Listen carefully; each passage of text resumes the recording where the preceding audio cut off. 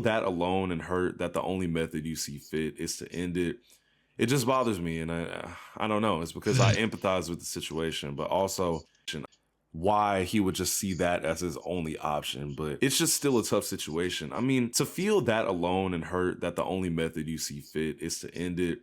It just bothers me, and I don't know. It's because Hey YouTube, it's your boy GenuisMe, and today, what's going on with OG MACO, man? I think I heard that he attempted to take his life due to depression. You guys know how I feel about that. That we gotta tap in and see what's going on for sure. OGG. Fuck is an Wait, you OGG? guessed the video. Oh god, I clicked the wrong one. I think it's this. all right. So I'm sorry if this video's humor levels are like in the drain, but this is something that I just really want to talk about because I don't know. It really upset me, and I think it's because I resonated with the surrounding information. Like if you know the context. I don't know if bro is confirmed passed or not. So I just don't want to be wrong about the situation or like jump the gun. So if I say stuff like is or was, yeah, sorry about that. So anyway, there's an artist named OG MACO, and OG MACO has had like quite a wild history if you've been keeping up with him, and it's honestly like a really sad story. Yeah, it's a little bit upsetting, man. He made that song that was literally everywhere in 2014, the bitch you guessed it. Woo!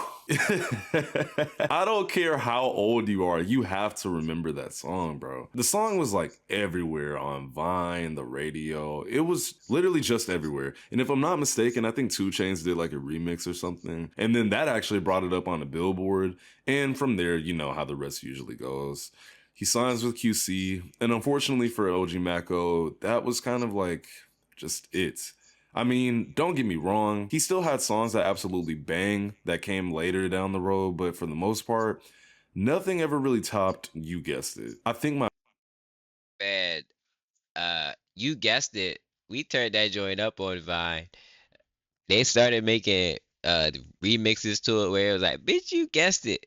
Woo, you is dead wrong. Like mixing other songs into it. I remember making a Vine video to it. Damn, man. OG Macko has been around for a minute. Has been around for a minute. Golly. my favorite song of all time by MACO, I ain't even gonna lie, it's gotta be fucking with the Migos. I don't remember where I first heard it, but like if there was a gun to the back of my head and Buddy told me to recite that whole song bar for bar and don't mess it up, I swear to God I could do it. And the beat for Alright, I don't think there's any song that I can, like, you put a gun up to my head and tell me recite OG Macko. It's GG's, chat. It's GG's. that song is just phenomenal. Let me see who looked this up real quick. Oh, Ducko McFly.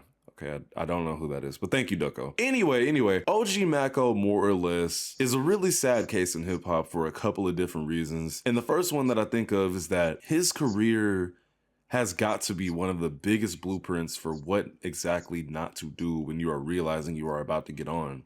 Now, obviously, back in 2014, there wasn't nearly as much pushback and obvious information about how maybe signing to a label such as QC isn't the best option. I feel like with OG MACO, What's crazy is, like, when you're an artist and you're going for your dreams, you're writing all these rhymes and all that stuff, you believe that you can because you see survival stories like Lil Yachty, Lil Uzi, like the artists that still kept going and they got big. They were survivor stories. They're still surviving in their contracts. They're still, but like they make you believe that you can get on a label and they'll push you and you'll go crazy too, and then you end up in a messed up situation. It's crazy, but I I'm pretty sure a lot of us believe we could get on a record label right now and go crazy. Oh shit, what the I muted it. where to put him in, and they handled his career so poorly. Like, I don't know how to explain it, but because it's not like he makes bad music. He never made bad music. You had songs like Gang, Fuck 'em, and on top of that, I don't know if you guys even knew this, but for those of you that did know him, this dude has like a lot of mixtapes out there. So there's a lot of work with like as far as his projects goes, like his singles, Looks, features. but One thing you MACO can't say wasn't looks bad though. at was Like some people just won't have certain types of fans like other people.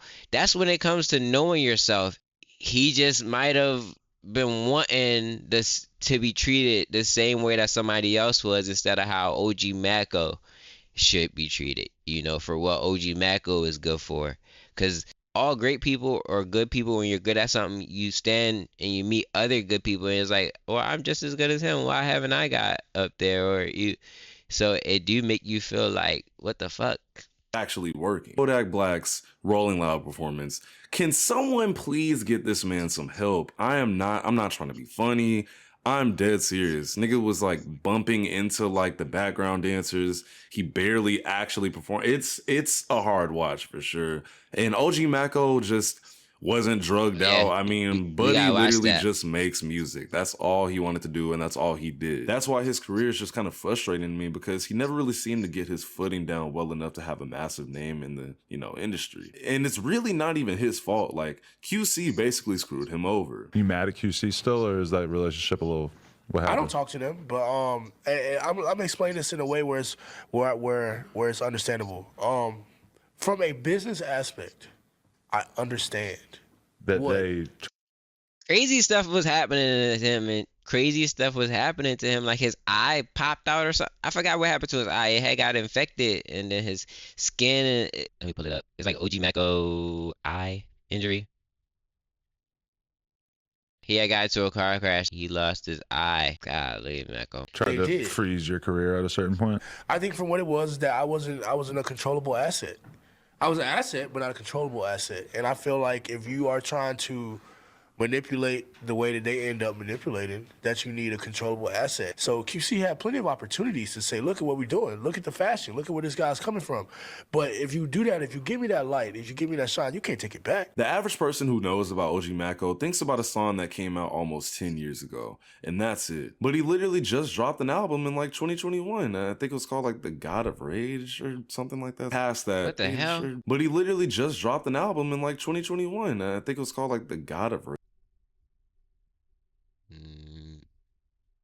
Have the shittiest cards dealt to him. So back in 2016, we had actually almost lost him in a car crash that was pretty violent. And watching interviews where he speaks about it just makes me even more upset given the entire context, because he would always just have such a positive outlook on it. How are you feeling after your accident? I mean, I felt like a fucking champion, whatever. And I'm then he here. had some like The skin one thing you don't condition. want to do is like dwell on shit. You know what I'm saying? I mean, this man almost lost his fucking eye, and he's over here talking about some damn, I felt like a champion. Come on, bro. Like, that is the energy we need in this world, genuinely. After that accident, it was reported that he suffered like multiple skull fractures, cracked vertebrae, a broken orbital, whatever that is, and heart palpitations. And he just took it like a G. I remember there were being reports that like it was going to be a Fetty Wap situation where he would have had to replace his eye, but apparently that was all cap. But he was wearing an eye patch for like a cool few months. And it just sucks because the unfortunate circumstances only seem to escalate from here on. So there was pictures of Mako going around in 2019 with his face having issues that I'm absolutely just not going to show. And people were saying that this dude had HIV. He looked like a ghoul from Fallout. Don't laugh. And basically the whole internet was like clowning him. Then he goes on No Jumper to basically explain what was going on. And to make a long story short, his eyes started swelling up. He started scratching his scalp and pieces of it were coming out. I'm just going to spare you more details, but the technical term for what Mako was experiencing was called necrotizing fasciitis or something, which is basically like a bacterial infection that causes cells in the body's soft tissue to die off. And that's why people call it like a flesh-eating disease. Okay. I'm only making these faces because I saw the original pictures. I'm not putting them on what here. he did in his own mind. And I completely understand, but it still sucks to think about because OG Mako has just kind of gone through so much bullshit throughout most of his career, and seemingly it all came to a head a few days ago where he attempted to take himself out. His manager confirmed that he was in the ICU while I'm recording this, but either way, he tried to take himself out. Now, after all these different things I've explained about Mako, it moderately makes sense why he would just see that as his only option, but it's just still a tough situation. I mean, to feel that alone and hurt that the only method you see fit is to end it, it just bothers me, and I don't know. It's because I empathize with the situation, but also why he would just see that as his only option, but it's just still a tough situation. I mean, to feel that alone and hurt that the only method you see fit is to end it, it just bothers me, and I don't know. It's because Bitter. Life was really beating him down. We don't know what people be doing, you know? Like, our life is a consequence of what we do, like our actions. He could have been doing some stuff. That project cover look crazy. But yeah, like, you know, the judge, like, no need to be in his business, but you know, we all have our moments, and he just kept having his moment. Golly, it's unfortunate that he tried to take his life. Like, I'm not feeling my best right now. You know, I haven't been feeling my best. But it's like at the same time, I don't know if I like being this way. Not like it, but I learn from being this way the most. But yeah. I empathize with the situation, but also I just know exactly what that fucking feels like. Sometimes you just have so much going on and nobody around you can really see it. You just don't know what to do. And the way the industry handled MACO's career just really infuriates me to such a high degree because it was so easy to make him a superstar. It's not like he didn't have the talent. I don't know. I don't know too much about the logistics of his deal, but his music wasn't bad by any means. I already said that, but I don't know. I just feel like the industry put him on ice for whatever reason. And I know life cannot be fair all the time, but god damn, man. Long story short, the industry treated him unfairly, and it seems like most of the time OG MACO pulled a short stick. And this story just bothered me the way it did But you gotta because think I about just it. want everyone watching. It still has a name for itself. People give up. They shoot in one way. Like, he could have been. You, you gotta know when to pivot. He could have been a streamer, YouTuber, entertainer, and still put his music out. And now he's bigger and has a more, like, people be stuck, you know, because that's his life. But that's how you're gonna make it too, by making it your life. But you gotta know when to elevate, how to get to your next steps. And sometimes I know everybody don't feel like they can have a sense of where to go, because it does get dark. You're doing this off of creative energy and strength and belief in yourself. Yeah, think about it. If you ever in life feel like you have no one to talk to, I don't know, just message me or something, or I don't know. Because the driving factor in most people's self-deletions is that people feel alone. Watched this guy before, UVXCX. All right, that's a good video, man. That's dope. It's dope that you made a video like this, man. I support it. I make mental health videos on my channel, so this was dope. Thanks for updating me on OG Mako. And to OG Mako, man, just be careful, man. Life is crazy, bruh. Life is crazy. You just be careful. Keep your circle small and find a way to elevate yourself. It's really that simple. It's that it's that simple.